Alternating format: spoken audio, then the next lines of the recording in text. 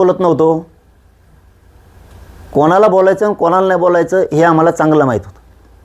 त्यांच्यात वैचारिक लढाई करणारे कोण, जाती जातीत वाद न होऊ द्यायचं मग कोण, मग ते पडळकर असतील, ते जानकर असतील, ते तायवडे असतील, यांच्यात तो शेंडगे असतील, हे असे लोक होते की जे विचाराची लढाई खेळायची, वैचारिक लढाई.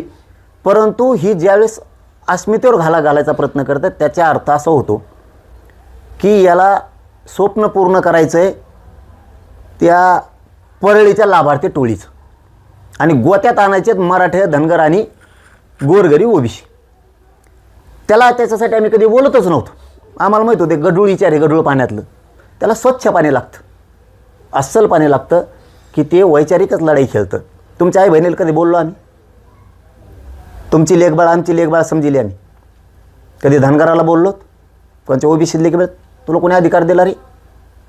लेखबाळेला बोलायचं? आता पाहिली भरली त्याच्यात. आता धनगरांनाही कळालं असं की ही पैदास आपल्यात आली आणि गरीब धनगराचं मराठ्याचं जुटून दिलं परळीचे त्या टोळीचं ऐकून, आणि ती टोळी कोणाचीच नाही. कितीक तर धनगरच लोक सुद्धा त्यांनी मारून टाकलेत. त्या पिठीला मारून टाकले धनगराचं पोरग तळ्यात, एकुलतं एक. ह्याच लाभार्थी टोळीनं कित्येक तरी धनगर मारलेले त्यांनी हातापाय मोडूस तर. आणि याच्या माध्यमातून फक्त त्यांना डाव साधायचा आहे. त्याला नाही मोजीत मी, अंगिनी तर नाही त्याला.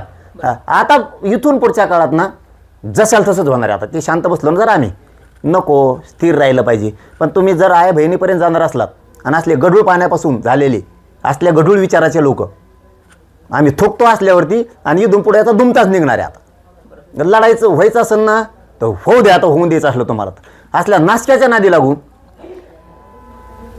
ओबीसी तर मराठ्यात भांडणं लावायचेत का? तुम्ही आमच्या लिकेबाळीपर्यंत बोलणार? लिकेबाळीपर्यंत बोलणार तुम्ही? थांब थोडतो आता. महाराष्ट्रातील सर्व बातम्यांचे विश्वासार्ह व्यासपीठ,